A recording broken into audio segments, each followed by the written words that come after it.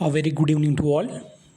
KVS and NVS PGT biology exam की जो हम सीरीज़ कंटिन्यू कर रहे थे, आज उसी कंटिन्यूएशन में हम देखेंगे हमारा क्लास 11th बायो का जो चैप्टर नंबर 11 है, फोटोसिंथेसिस इन हायर ऑर्गेनिजम्स या फोटोसिंथेसिस इन हायर प्लांट्स।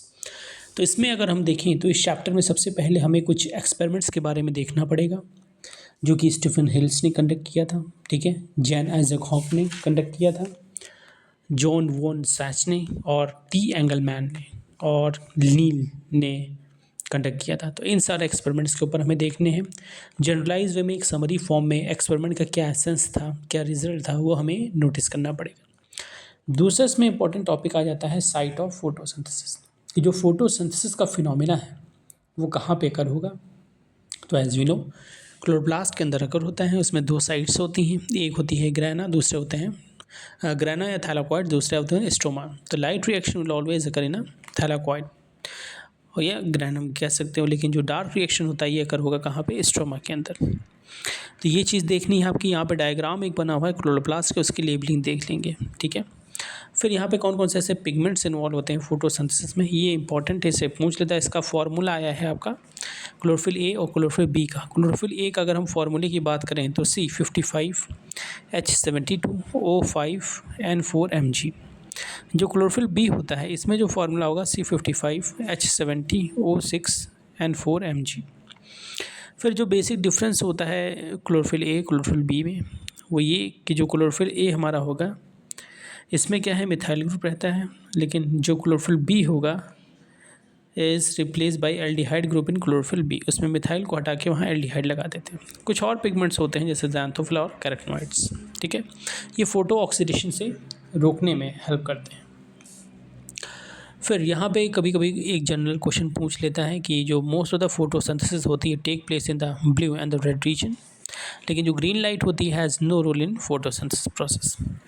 फिर यहाँ पे लाइट रिएक्शन के बारे में बताया है थोड़ा सा। फोटो सिस्टम 1 फोटो सिस्टम 2 का जो डिफरेंस होता है ये आपको देखना पड़ेगा। अगर हम फोटो सिस्टम 1 की बात करें तो ये कहाँ पे अकर होता है, it occurs in ग्राना and stroma दोनों, लेकिन जो फोटो सिस्टम 2 है इट अकर्स इन ग्राना, ठीक है, ऑफ द थैलाकॉइड। PS1 में अगर देखें तो P700 इन्वॉल्व रहता है, लेकिन PS2 के केस में देखें तो P660, ठीक है, P680। PS1 जो होता है इसके पास साइक्लिक नॉन साइक्लिक दोनों इन्वॉल्वमेंट रहती है। जो PS2 होगा इसमें सिर्फ नॉन साइक्लिक रहता है। तो ये बेसिक डिफरेंस रहते हैं। एक और तुम पॉइंट लिख सकते हो, जो PS1 होगा यहाँ पे molecular oxygen is not involve या नॉट इवॉल्व, लेकिन जो PS2 होता है यहाँ पे मॉलिक्यूलर ऑक्सीजन इवॉल्व होती है। फिर बात करते हैं इलेक्ट्रॉन ट्रांसपोर्ट चेन की। इलेक्ट्रॉन ट्रांसपोर्ट चेन में एक सिंपल सा डायग्राम है, वो आप देख लेना। ठीक है, कैसे इलेक्ट्रॉन का यहाँ पे ट्रांसपोर्ट होता है, जिसमें Z scheme, cyclic, non cyclic, photophosphorylation का बस जिक्र आएगा। ठीक है, तो ये जनरल सा का फिगर है, फिगर की मदद से आप जेड स्कीम अगर आप देख लेना, ठीक है, इंपॉर्टेंट है, आ सकता है। फोटोलिसिस ऑफ वाटर में क्वेश्चन बस ये बनता है कि the oxygen which is release during the process of photosynthesis comes from the water, वो वाटर से आती है। जनरल इक्वेशन आपकी रहती है किसी फोटोसिंथेसिस की।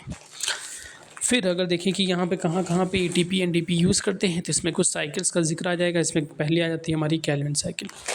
केल्विन साइकिल के ऊपर क्वेश्चन ये जनरल जो होते हैं वो यही बन सकते हैं कि केल्विन साइकिल को हम लोग C3 साइकिल भी बोलते हैं। ठीक है, तो C3 साइकिल क्यों बोलते हैं? C3 साइकिल हम इसलिए बोलते हैं क्योंकि उसमें जो फर्स्ट C3 साइकिल की जो पहला प्रोडक्ट आपका बनता है, फर्स्ट स्टेबल प्रोडक्ट, वो 3 कार्बन कंपाउंड रहता है, फॉस्फोग्लिसरिक एसिड।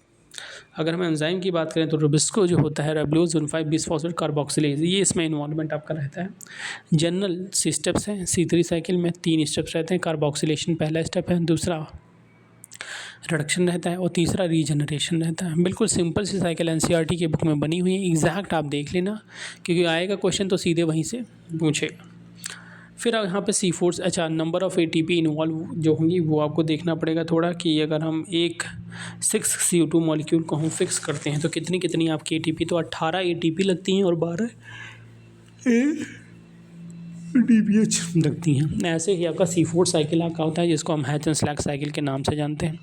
इसमें जो पहला स्टेबल प्रोडक्ट रहता है वो 4 कार्बन कंपाउंड रहता है, जिसको हम लोग बोल देते हैं क्या, जिसको हम लोग बोलते हैं हैच एंड स्लैग साइकिल भी, हाइजेंस-लाइक साइकिल कहते हैं, उसको C4 साइकिल भी कहते हैं। क्यों? क्योंकि जो पहला इसमें स्टेबल प्रोडक्ट फॉर्म है 4 कार्बन का कंपाउंड, इसको ऑक्सिलोएसिटिक एसिड बोलते हैं, ठीक है। अगर इसमें हम प्राइमरी CO2 एक्सेप्टर की हम बात करें तो PP कार्बोक्सिलेज हो जाएगा, ठीक है। अब इसमें क्या है, जो C4 प्लांट्स होते हैं they have very peculiar anatomy known as Kranz anatomy कहते हैं, ठीक है। इसमें मीसोफिल सेल्स भी होती हैं और बंडल शीट सेल्स भी होती हैं, ठीक है। लेकिन जो C4 प्लांट्स होते हैं, ठीक है, ये बहुत ही कम CO2 कंसनट्रेशन में भी आपके जो फोटोसिंथेसिस होता है वो कर लेते हैं। तो यहाँ पे क्या है, आप डिफरेंसेस देख लेना C3 और C4 साइकिल में कंपैरेटिवली क्या डिफरेंस रहता है, ठीक है। तो अगर हम जनरल डिफरेंस की, और एक कैम पाथवे होता है, ठीक है, उसके ऊपर भी आप देख लेना, ठीक है। अगर हम C3 पाथवे की बात करें तो पहला जो स्टेबल प्रोडक्ट होता है PGA होता है। C4 वाले केस में पहला स्टेबल प्रोडक्ट OA होता है, और यही कैम में पहला स्टेबल प्रोडक्ट OA होता है। एनर्जी की हम बात करें तो C3 वाले केस में 18 ATP और 12 NADPH, C4 में 30 ATP और 12 NADPH। तो अगर देखें तो C4 में एनर्जी ज़्यादा लग रही है, ठीक है। और यही कैम की बात करें तो यहाँ पे 30 ATP और NADPH। क्रायन एनएडीपी की बात करें तो C3 प्लांट्स में एब्सेंट होती है, C4 में प्रेजेंट होती है और कैम में एब्सेंट होती है। फोटो रेस्पिरेशन की बात करें तो C3 प्लांट में तो फोटो रेस्पिरेशन होता है, ठीक है, लेकिन C4 प्लांट जो होते हैं, ठीक है, उनमें फोटो रेस्पिरेशन एब्सेंट होगा। और यही चीज़ अगर हम कैम में देखें तो फोटो रेस्पिरेशन में भी प्रेजेंट हो सकता है, ठीक है। अब अगर हम टाइप ऑफ कार्बोक्सिल एंजाइम की बात करें तो C3 में सिर्फ रुबिस्को होता है, C4 के केस में रुबिस्को और PP कार्बोक्सिलेज, कैम के केस में रुबिस्को PP कार्बोक्सिलेज। तो ये बेसिक डिफरेंस हो जाता है आपका इसमें। एक रुबिस्को पर क्वेश्चन जनरल ये पूछता है कि Rubisco is the most abundant protein in a biosphere. तो ये आप जरा ध्यान देना, अगर क्वेश्चन आता है कि most abundant protein in animal kingdom तब कोलाजन है, लेकिन most abundant protein in biosphere then rubisco है। फिर यहाँ फोटो रेस्पिरेशन के ऊपर छोटा सा टॉपिक पूछ लेता है कि भाई फोटो रेस्पिरेशन के केस में जो कंपाउंड होता है उसको क्या बोलते हैं, तो ग्लाइकोलेट भी बोलते हैं, ग्लाइकोलेट साइकिल भी कहते हैं, C2 साइकिल भी कहते हैं, क्योंकि जो पहला आपका कंपाउंड इसमें बनता है स्टेबल वो 2 कार्बन कंपाउंड रहता है, ठीक है। इसको ग्लाइकोलेट साइकिल बोलते हैं। कहाँ कहाँ कर होता है, ये 3 अलग अलग ऑर्गेनेल हैं, एक तो क्लोरोप्लास्ट है, दूसरा पेरोक्सिसोम है, तीसरा माइटोकॉन्ड्रिया है, वहाँ पे फोटो रेस्पिरेशन होता है। कौन से प्लांट में होगा, C3 प्लांट्स में होगा, ठीक है। तो ये जनरल सा डायग्राम है वो आप देख लेंगे, ठीक है। फिर कौन कौन से फैक्टर्स होते हैं विच यूजुअली अफेक्ट द फोटोसिंथेसिस। तो यहाँ पे एक तो 2 तरह से हमने फैक्टर को डिवाइड किया। एक तो कुछ होते हैं इंटरनल जो प्लांट के आपका एनाटॉमिकली रिस्पॉन्सिबल होते हैं, कुछ होते हैं एक्सटर्नल। तो इनमें आपका FF ब्लैकमैन का लॉ ऑफ लिमिटिंग फैक्टर वो आपको देखना पड़ेगा। अगर हम स्टेटमेंट की बात करें तो उसका जो स्टेटमेंट होता है वो जनरल आपका ये है कि if a chemical process is affected by more than 1 factor, कोई ऐसा केमिकल प्रोसेस जो एक से ज़्यादा फैक्टर के जरिए अफेक्ट होता है, then rate will be determined by factor which is nearest to its minimum. तो वो फैक्टर उस रेट को डिटरमाइन करेगा जो सबसे कम क्वांटिटी में अवेलेबल है, ठीक है। And it is the factor which is directly affect the process if it's quantity is change. अगर उसकी क्वांटिटी को हम कम ज़्यादा करते हैं तो वही पूरे प्रोसेस को अफेक्ट करेगा, ठीक है। तो ये यहाँ पे फैक्टर्स आते हैं। अब इसके अलावा कुछ और फैक्टर्स की अगर हम बात करें तो यहाँ पे आता है लाइट इंटेंसिटी, ठीक है। लाइट इंटेंसिटी का जिक्र आ जाता है, ठीक है। फिर CO2 कंसनट्रेशन का आ जाएगा, टेम्परेचर आ जाएगा, वाटर आ जाएगा, मिनरल आ जाएगा।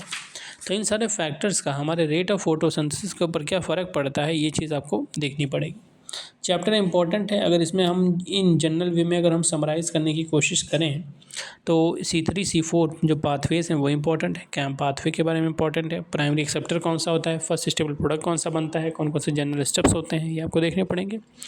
थोड़ा पिगमेंट के बारे में आप देख लेना, फोटोफॉस्फोराइलेशन वो इंपॉर्टेंट टॉपिक है, Z स्कीम वाला वो आपसे पूछ लेगा, फोटोलिसिस के बारे में थोड़ा सा पढ़ना पड़ेगा। और लास्ट में अगर देखें तो यहाँ पे फैक्टर्स हैं जो अफेक्ट करते हैं रेट ऑफ फोटोसिंथेसिस को, उसके ऊपर आ जाता है। स्टार्टिंग का जो आपका है वो थोड़ा सा रिलेटेड है, रेड शिफ्ट वगैरह उसमें है तो वो देख लेना। और सबसे ज़्यादा स्टार्टिंग में आपका एक्सपेरिमेंट दिए हैं, उसमें वॉन नील का एक्सपेरिमेंट देख लेना, ठीक है। और एक जो आपका कैंडल और माउस के साथ में जो एक्सपेरिमेंट है वो आपको देख लेना, ठीक है, जो स्टीफन हेल्स ने किया था। बाकी इन जनरल अगर देखें तो क्वेश्चन नहीं बनते हैं, इन्हीं से घुमा फिरा के आपके क्वेश्चन आएंगे। आई होप ये वीडियो आपके लिए बेनिफिशियल रहा होगा। Thank you so much.